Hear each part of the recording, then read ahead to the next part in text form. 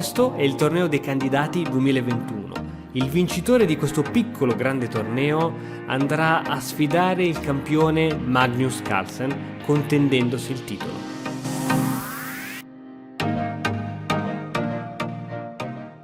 Ok, carichi a bomba, amici di Matto Scacco, andiamo a vedere alcune delle partite che vengono giocate. Ogni giorno vengono giocate 4 partite e andiamo a analizzare quelle più significative. Ieri c'è stata la partita fantastica tra Caruana col bianco e Bashir Lagrave con il nero e andiamo a vedere questa partita che è stata lunghissima, con un finale complicatissimo, come è andata a finire. E 4C5, siamo all'interno della, vediamo se siete preparati, bravi, in difesa siciliana, cavallo F3, D6, D4, beh qui tutta teoria, nulla di nuovo, cavallo F6 per minacciare questo bellissimo pedoncino centrale indifeso, cavallo C3 per difendere questo pedoncino centrale, E6, mossa importantissima per prevenire entrate di cavallo o anche di alfiere verso il punto B5, alfiere in G5 e 6, tutto nella teoria, F4, tutta teoria, donna B6.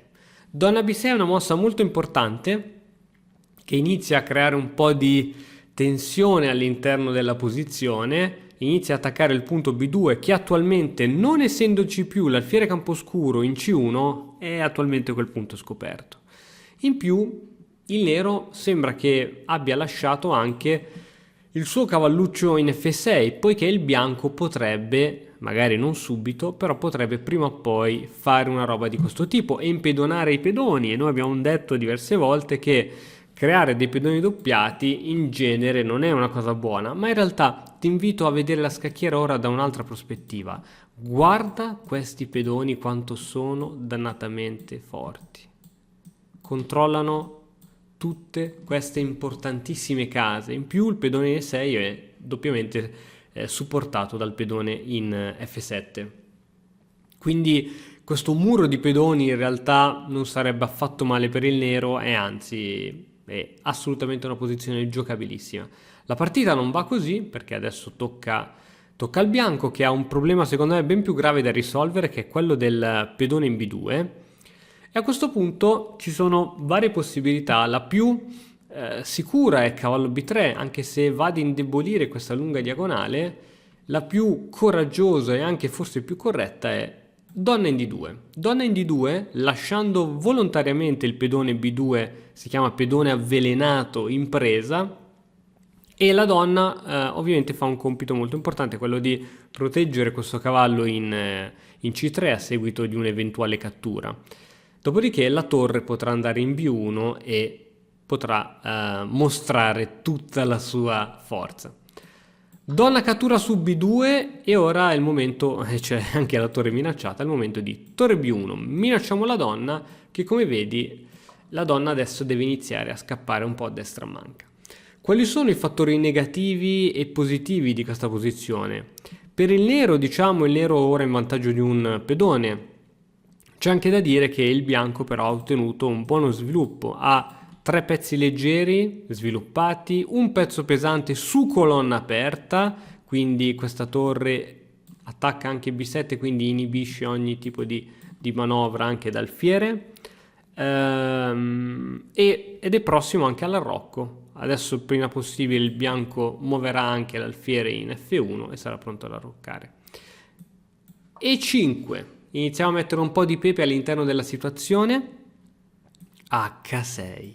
Il nero decide di contrattaccare minacciando l'alfiere. Come si gioca adesso? Caruana gioca alfiere H4, vuole mantenere questo suo importantissimo alfiere, probabilmente perché la posizione si sta iniziando ad aprire. Dopo che questi pedoni centrali verranno cambiati, la posizione al centro sarà molto aperta e noi sappiamo che gli alfieri col centro aperto sono devastanti.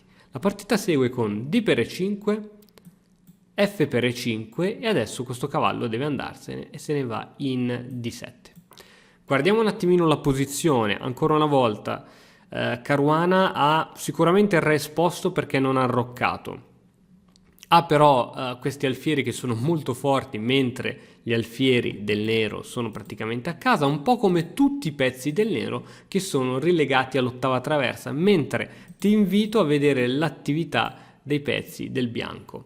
Ovviamente da qui a dire che il bianco in vantaggio ce ne vuole, però sicuramente ha più iniziativa. Anzi, adesso c'è anche la minaccia sul pedone 4 e bisognerebbe pensare probabilmente a come difendere questo pedone. Sì, se fossimo delle persone normali ci preoccuperemmo di quel pedoncino, ma cavallo e 4. Questo cavallo è potentissimo, va a ipercontrollare le case D6 ed F6 e c'è uno scherzetto nell'aria. Vuoi vedere qual è lo scherzetto? Ovviamente il nero non accetta, ma ti faccio vedere come sarebbe potuta andare la partita. Lo scherzetto è che se il nero dice "Azza, che buono, che stupidone", guarda un po' che succede. Anzi, vediamo se la trovi, ti lascio qualche secondino, ti ho già evidenziato le cose in modo tale che ti ho reso la vita più facile. Cavallo B5. Doppia minaccia alla donna.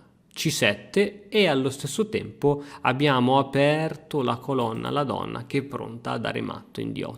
A questo punto sulla cattura la donna ovunque va non riesce a fermare l'attacco.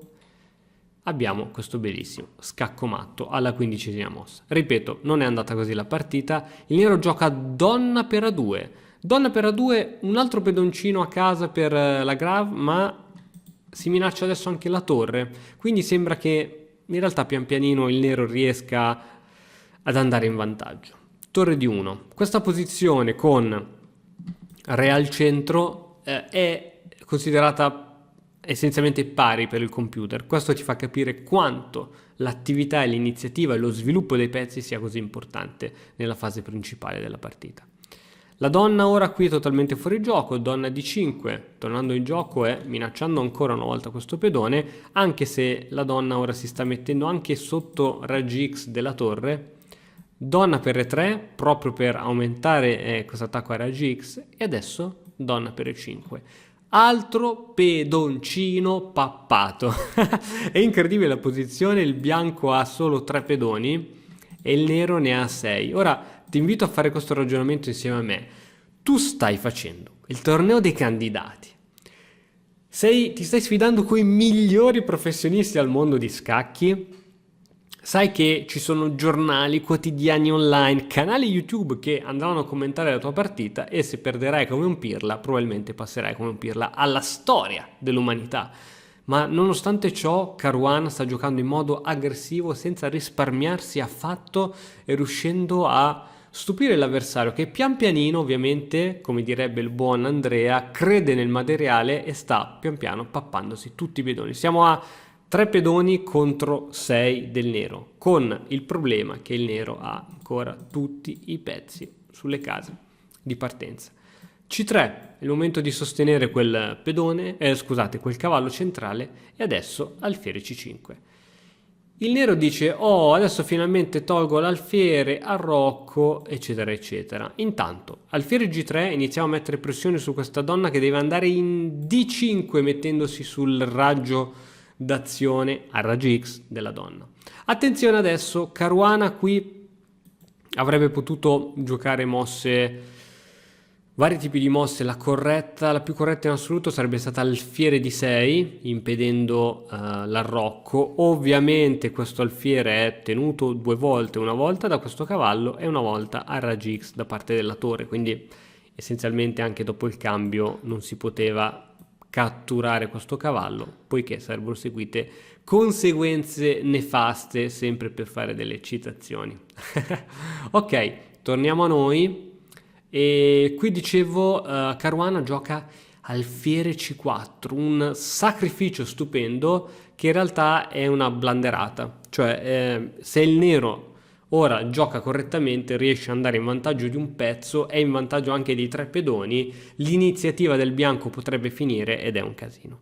E infatti funziona proprio così, il nero gioca donna per C4, ancora fermiamoci a analizzare la posizione, il nero in vantaggio di 3 pedoni e di un pezzo leggero, toglie la possibilità di arroccare e quindi ci sono problemi per il bianco. Tuttavia Caruana ha calcolato che dopo alfiere di 6 e così va la partita.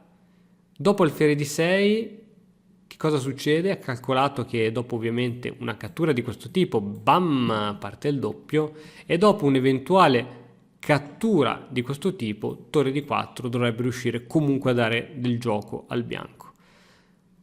Ed è alfiere di 4 sarebbe stata proprio la mossa migliore, mentre Bashir Lagrav decide di restituire un po' il favore con una mossa come cavallo F6. Cavallo F6 restituisce tutto il vantaggio che aveva ottenuto il nero da questa posizione, e adesso cavallo per C5, andiamo a riprenderci i nostri pezzi. Ora il cavallo è difeso dall'alfiere, cavallo in D5, il cavallo si presta a mettersi in una casa centrale attaccando donna e pedone C3, e se cade il pedone C3 con scacco potrebbero essere seriamente guai, ma donna in E5. Guarda come i pezzi del bianco sono tutti su case scure, cioè ovvero sui punti deboli dell'avversario. Questo fantastico rombo è eccezionale, si attacca su G7 con minaccia di torre e con veramente serie minacce. Ora ci sono possibilità di sacrifici ovunque da parte del bianco. La partita continua con torre in G8 difendendo quel punto. Probabilmente ti sarei chiesto, ma qui si poteva catturare il pedoncino, intanto avevamo scacco. Ok, sì, si poteva catturare, ma dopo per esempio re in F2, come si può continuare l'attacco? Bisogna prima o poi proteggersi da quel punto lì. Per esempio, se ora proviamo a proteggerci, abbiamo la possibilità che il bianco riesca tramite una sorta di arrocco manuale a portare in gioco anche tutti i pezzi restanti. Quindi in queste situazioni non conta quanto veramente sei in vantaggio di materiale, ma quanti pezzi in realtà riescono a giocare nell'attacco. Questi 3 pezzi assolutamente non stanno facendo nulla, e quindi è come giocare con 3 pezzi in meno. Torniamo alla nostra posizione.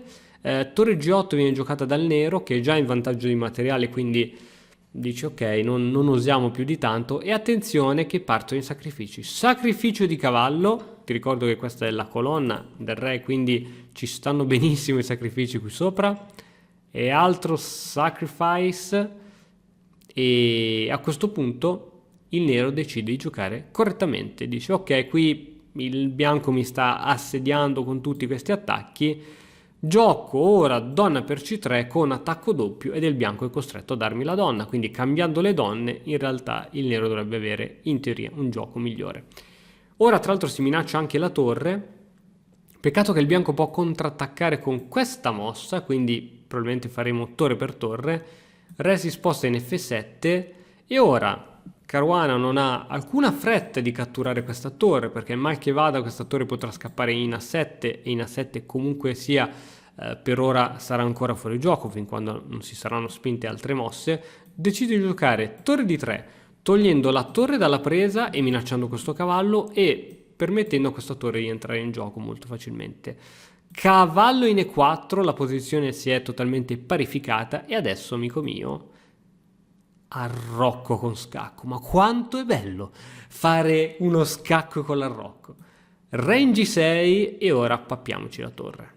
È vero, questo cavallo è completamente fuori gioco, ma facilmente può ritornare in gioco, quindi ora la posizione si sta squilibrando. Cavallo C6, cavallo B6, torre in D8, cercando di questo alfiere per ora è inchiodato poiché dietro c'è la torre. Cavallo per C8, minacciando, costringendo la torre a spostarsi da quella colonna, e adesso la partita continua in modo tranquillo. Alfiere a 3. Come vedi siamo arrivati in un finale dove Caruana ha la qualità in più, ma c'è da dire che il nero c'ha anche 2 pedoni passati e sostenuti dall'ala opposta della partita. Adesso andrò un po' velocemente poiché seguiranno delle semplificazioni e si arriverà nel finale. Torre C7, torre che minaccia il cavallo, che si sposta, alfiere per creare un po' di minacce, cambio, ok, si portano i pedoni all'attacco, scacco, e adesso si cerca di, ok, inchiodatura, si cerca di prendersi il pezzo, e adesso attacco sulla torre, spostiamo la torre, ci prendiamo il pedone, ritirata, scacco, ci prendiamo l'altro pedone. La partita si sta semplificando sempre di più. Ora, se il bianco riuscisse a cambiare la torre, con gioco ovviamente molto accurato riuscirebbe probabilmente a portarsi il finale a casa. Ed ecco che arriva il cambio di torri e adesso seguono una trentina di mosse incomprensibili per noi comuni mortali, dove Caruana riesce a sfoggiare tutta la sua tecnica nei finali e riuscirà a portarsi a casa questo finale. Andiamo a vederla velocemente. Rg3. Ora essenzialmente il nero non riuscirà mai a spingere questo pedone perché la torre è molto più versatile e il trucco difensivo del nero per ambire ad una patta sarà quello di riuscire a creare una barriera, un castello tramite il proprio cavallo e il proprio pedone e il proprio re, in modo tale che il re sarà sempre al sicuro dagli attacchi del bianco. E infatti il nero inizia fra poco a crearsi questo piccolo castello dove il pedone, guarda come il pedone in F6 non verrà mai mosso perché è uno dei principali difensori di questa situazione. Si inizia a andare un po'. Sono manovre veramente sopraffini, ci potrebbe probabilmente stare ore per cercare di capire ogni singola mossa di questo tipo, però la partita funziona proprio in questo modo. Con piccolissimo, questa è stata una piccolissima svista, che è Re F7, che sembra una mossa normalissima, in realtà il computer dà un più 2,40 per il bianco e il bianco riesce ad ottenere questa situazione. Altra piccola svista secondo il computer, torre F3, G4, finalmente si inizia ad entrare e ora il re è entrato su G6, riesce ad essere a stretto contatto con questo pedone. Se il bianco riuscisse a fare una roba di questo tipo, probabilmente riuscirà a portare il pedone G a promozione. E su questo tipo di mossa, aspetta no, è già qui, ecco, su una mossa di questo tipo qui il nero decide di abbandonare. Ora per noi può essere una posizione giocabile, per dei campioni del loro calibro ovviamente no, tant'è che il computer dà un vantaggio di più 6, quindi sicuramente il bianco riuscirà a portare a promozione il proprio pedone, a cambiare la torre per il cavallo o peggio ancora riuscire a tenere sia la torre che il cavallo ma a guadagnarsi questo pedoncino. Caruana ha giocato una partita molto coraggiosa per la situazione in cui si trovava, c'è un torneo dei candidati e sono certo che all'interno di questo torneo ci stupirà con altre perle. Come al solito tutti i pomeriggi noi saremo qui per seguire le partite più entusiasmanti di questo torneo dei candidati. Mi raccomando, ci aggiorniamo, ciao! E ora per continuare che cosa posso fare? Beh, innanzitutto ti consiglio di iscriverti al nostro canale in modo tale da non perderti le nuove video lezioni. E poi puoi vedere il video che è stato più cliccato in questa settimana. Ci vediamo, ciao!